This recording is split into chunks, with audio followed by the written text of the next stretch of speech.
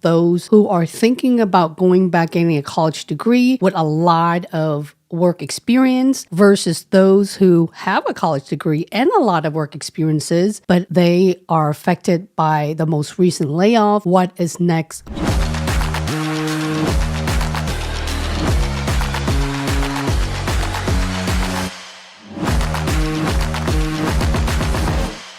Let's talk about if you don't have a college degree. Let's start with that first. What should you do? What kind of roles? A lot of them are more retail, customer service, working into even banking services, telecom company like the T-Mobile, AT&T, things like that. But if you are looking for more of a skilled trade, then I would say an associate's degree is still a good way to go, right?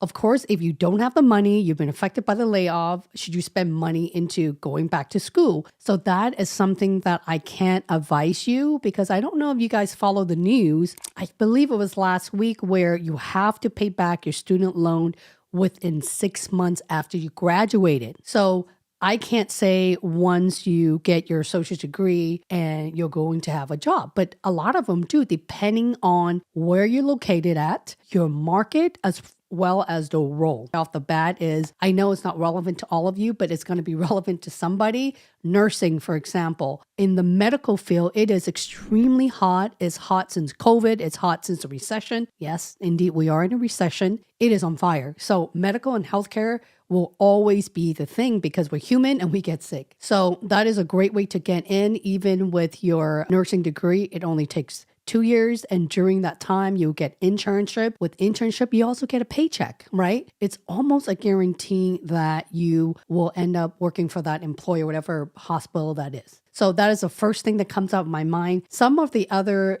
trades are electrician, that is really needed. HVAC technician.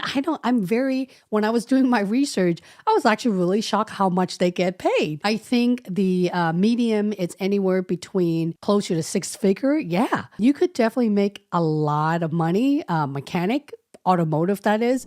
Automotive is really hot right now with all the EVs, which is electrical vehicle that's coming out, the self-driving car. I don't know if you guys have Waymo. I think it's Waymo. Yeah, Waymo, which is part of Google Alpha, I believe. I recently see them in the Phoenix area, and it kind of freaks me out a little bit driving next to one. But automotive is really hot right now. So if you're thinking about going to work for employers, either hospital or automotive, those are the two I've just mentioned, it would be wise to maybe go back and get your associate's degree. I'm not encouraging you to get your degree, but just saying, okay? I wanted to show you two of these screenshot. Here's the first one. Transportation and logistic is actually really big. It's been big for a very long time. I'm not going to talk about the tariff. I'm very tempted to, but let's not go there. But we will always need truck drivers, delivery drivers, operators, warehouse associates, because at the end of the day, it's supply and demand, and we do have the need for those roles, okay? A lot of those, you need some type of certification. You don't necessarily need a degree, okay? And we'll talk about certification in a second. Another one is tech. So a lot of the folks are not technical. I get a lot of finance, a lot of project manager, program managers. Well, you may consider getting some kind of learning different skills. These are just some of the many.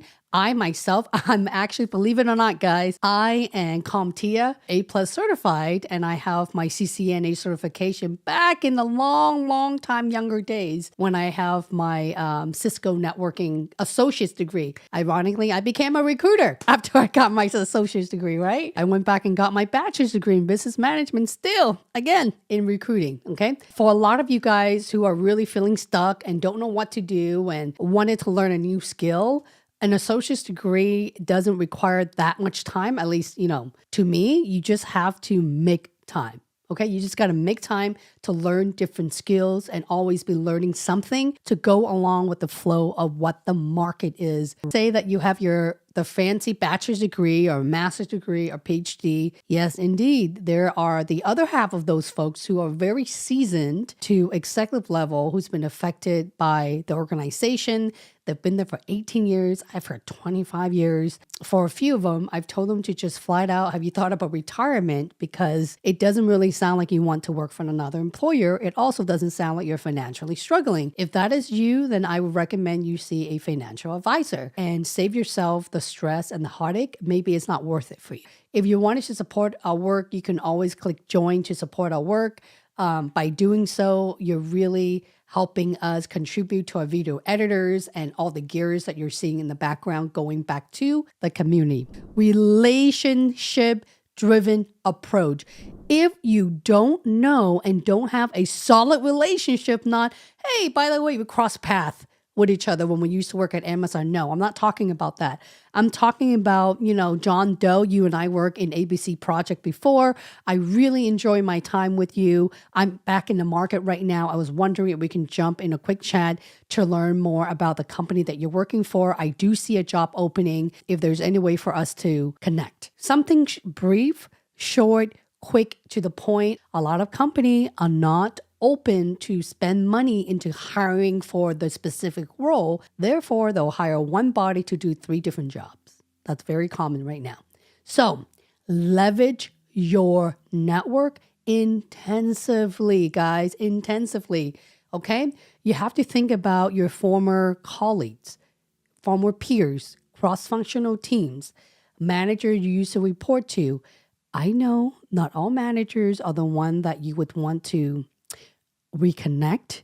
People that you probably don't see eye to eye or you're not a big fan of. And how are you able to resalvage those relationships? Because the world is big, but it's all about who you know right now. I want to repeat myself. It's all about who you know. If you don't know the right people, the likelihood of you landing a job interview is slim to zero. You don't want to reach out to someone and say, hey, help me get a job. No, you want to reach out to someone and say, hey, I know that you've recently transitioned here or you've grown your career here since the last time we worked with each other. I would love to get to where you are. I admire the company you currently work with. Why? Why are you doing it? Why are you interested? Don't just reach out to someone and say, help me, but why are you doing it? You have to give them something very strategically to prove that you have done your homework. I talk about this for the last 6 years, really, okay? You need to earn their trust first. If you want to click on my start download, you will go into my email list. You'll hear from me once a week. I talk to a lot of my friends who are head of TA or HR. They don't even look at resume anymore. That is true. Sad, but true, which is why I don't really care about the format of the resume. I don't care about how fancy your resume look. What I care most is the content, the word in your resume or your LinkedIn. The recruiters only search for buzzwords. If you don't have those keywords, they'll never reach out to you. And by the time they talk to you about 5 people, they just want to get the roles filled. They're exhausted. They don't want to do it anymore. I tell you this though, it doesn't take a lot to train a person to do the job. That's true. It does not. Because one of my best hire are pizza delivery driver, somebody who teaches nonprofit kids how to read, and they're both at the Google and the Meta, and they're still there getting promoted multiple times, okay? I know that with the right aptitude, the right person that's willing to roll up their sleeve and learn, you can get and you can do any job. That's true. One last thing is investing in self-development. If you're interested to get into fintech, take technical course. If you're interested in cloud computing, take those courses. They're not that expensive. It's all about investing time and money. And I call it not only self-development, but guys, it is self-love. It's truly self-love. If you're not learning a new skills, you're repeating the same cycle over and over again. Meanwhile, your competition, AKA the community, is getting job offers because they're actually putting more efforts into building a stronger portfolio. Mina says, I get a lot of LinkedIn connection requests from people I don't know. Proceed with caution, where you can actually have some type of value in the near future. Amazon had one of those leadership principles where it is called learn and be curious. So if they're curious, they want an answer, they'll ask until the cow comes home, until they get the answer that they want. Here, it says my blog. If you click on my blog, this is teaching you how to be prepared for your interview, okay? It's fairly quick. If you have any questions, all you have to do is put your comment right into the article, or you can just reach out to me via LinkedIn or on my YouTube channel. Meetup groups on your professional network on LinkedIn. There's a lot of different groups. I would say follow the people that are in the same industry and see who they comment. And that's how you generate leads of future hiring managers. Okay. That is the best thing that I can advise for you. No email or LinkedIn premium that you pay, I don't know, $1,500, $2,000 a year or a month. There's different type of payment and services with LinkedIn email. There's also meetup.com. I was a big fan of meetup.com because people do remember those they have physical interaction with. And I will see you guys next Thursday. Be well.